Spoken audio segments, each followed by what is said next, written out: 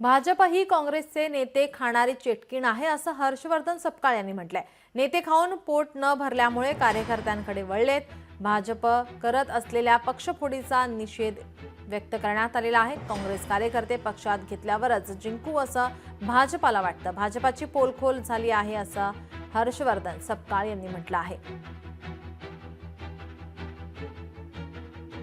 यापूर्वी भाजपच्या संदर्भात मी टिप्पणी केली होती की भाजप ही काँग्रेसचे नेते खाणारी चेटकीण आहे। आता या चेटकीणीचं पोट नेते खाऊन भरलं नाही, म्हणून आता हे कार्यकर्त्यांना खायच्या मागे आता भाजप लागलेली आहे। या वक्तव्यातून सिद्ध होतं। ईडीची भीती दाखव, पोलीसची भीती दाखव, केसची भीती दाखव, सत्ता सत्ता कर आणि विरोधकांना फोडण्याचा जो एक प्रयत्न भाजप करते त्याचा आम्ही निषेध करतो। आता त्यांची पोलखोली या वाक्यातून झालेली, याचा अर्थ ना त्यांच्याजवळ कार्यकर्ते आहेत ना त्यांच्याजवळ नेते आहेत।